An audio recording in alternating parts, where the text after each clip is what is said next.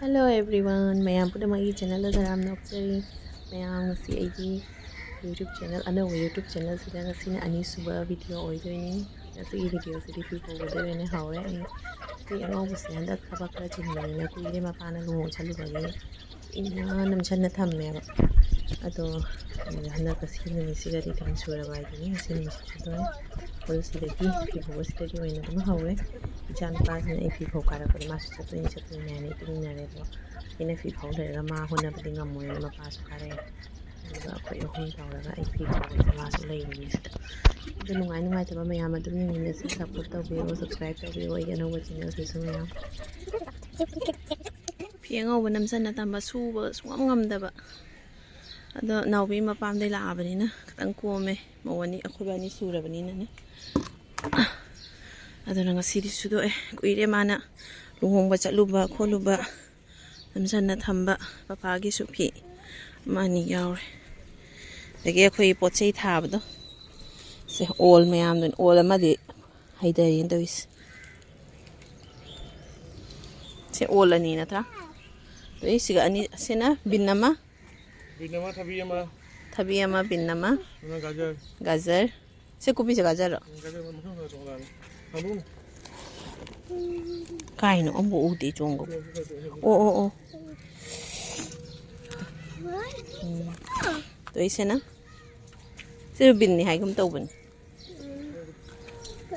no chala sila chano gom chara sila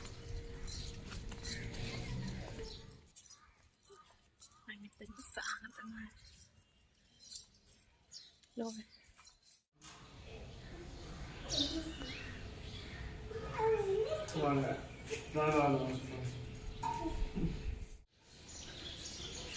Kari daw na siya, nabusog ka kari daw na ha. Nung sana lay namin nabusog ka. Lao, cha sila nanaw di sila. Lao. Hala jab mai pima, Hare Krishna. Hol. Cha sila, jab mang taw sila. Pok Loire ga. Kasi Ahanba lang sa ini ma pi ngai da budi Loikhre ai check up ta. Ado. Tama ngasi chào ra ngasi lak sa ini ganta. Khoi nanaw yang ba ko? Nanaw yang wala ini. Yes. Ai ko. Free ka. Kai ko kaya. Nanaw yang wala sa dia ko. Makajeng.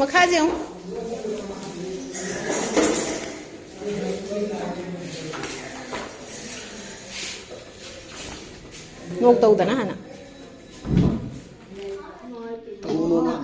Pahelu na do. Pahelu na ba. Next day. Second day ni ngasina, second morning. Ngasi si suphi phawa kharat pani fi song si itan pa yaw tre. Chan ba tum magale hore. Atum mingi aina prap tawraga sudo ba se phawa kharat pani. Ai kheki da so fi nusa se pale ba thri phawa ya ado fi se challa roi da ba do na aina ani thong na phawdo saro dum matha to na loi phawrage. Agi insang na pitha ho sing khara hiram gan kare. Aduna si thi fi phawa lo ra insang na pi ho na insang na pi se sing sai ba di oina fi se laure. Second day ni asina second day sidana rangi numitadi Machimana unahalle ado second day sina kari da ba mayami ni nasi ngasi sina munungai ba video oidoini ngasi ki sai sim jeda numit ni ki pun hapsale ado mayam adum yang tiu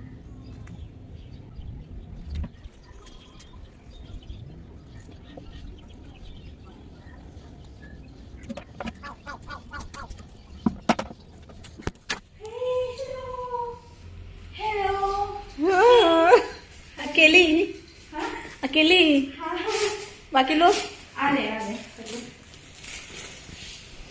से कोई भाई का श्री निम्स खजल रहे से अंगों से खुला में शादी होगा शायद भाई श्री का ना क्या नहीं हेलो फसावा पौध अमा लई रहा मैं सीधा काम नुक्सीबा हैप्पी बर्थडे बॉस है मुनुगी May 20 handakida moi angangsing yam fazari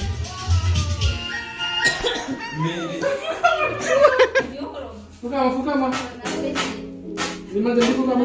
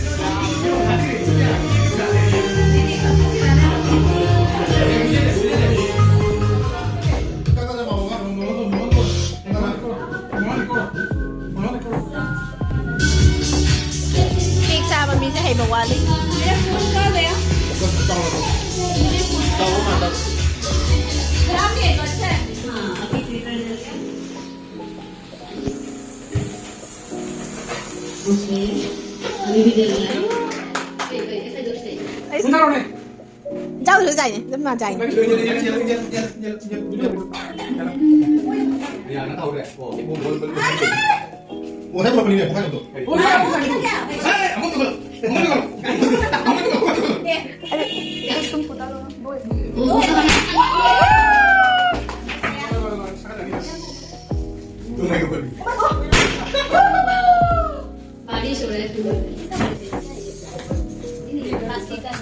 वैसे हम नमक डालेंगे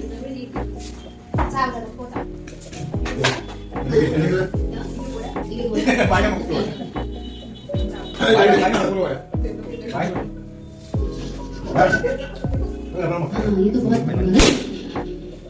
तो बहुत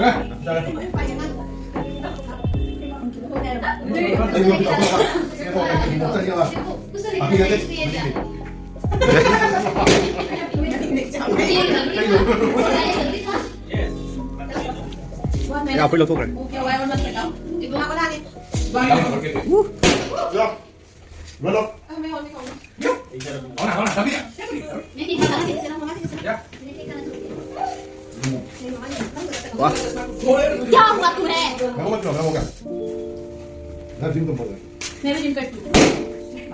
कौन बोल रहा है जिम कर रहा है मुझे भाई सब तरफ अंदर अंदर मुझे तो योद है मुझे तो ऐसे नहीं करोगे तुमको कौन देगा पटेल बोल के चला है नहीं जाओ जाओ यार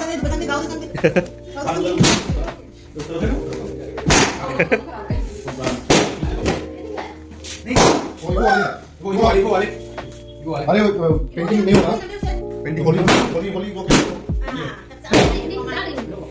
आराम से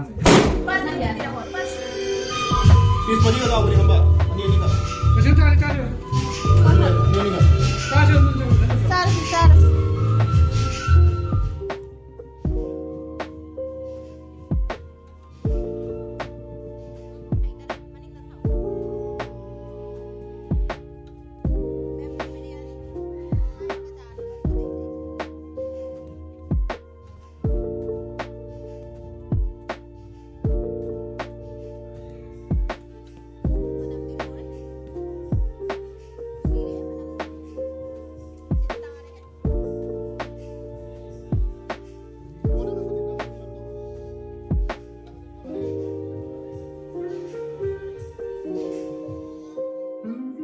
Asi crosses si masupu do na lai aina lai sari ngai da yum palak che da lolamba crosset ne ba ado aina nahan yum da salu ba kan da phangna re to phangna ba da aina pu ke ai dum sangba kan da lolaga lotion gai na pu ga la ini duni mayam asi videos bi swai da lotion jarage ꯃꯌꯥꯝꯅ support ꯇꯧꯕꯤꯌꯨ ꯃꯌꯥꯝ ꯅꯨꯡꯁꯤꯕꯤꯗꯨꯅ subscribe ꯇꯧꯁꯟꯕꯤꯔꯝꯃꯨ ꯑꯩꯒꯤ ꯑꯅꯧꯕ ꯆꯦꯅꯦꯜꯗꯁꯨ ꯃꯌꯥꯝ ꯅꯨꯡꯁꯤꯕꯤꯌꯨ ꯑꯗꯨ ꯃꯇꯥꯡꯁꯤꯗ ꯀꯥꯏꯅꯔꯁꯤ ꯉꯁꯤꯒꯤꯗꯤ ꯃꯊꯪꯒꯤ ꯚꯤꯗꯤꯑꯣꯗ ꯑꯃꯨꯛ ꯊꯦꯡꯅꯔꯁꯤ ꯃꯌꯥꯝ ꯕꯥꯏ ꯕꯥꯏ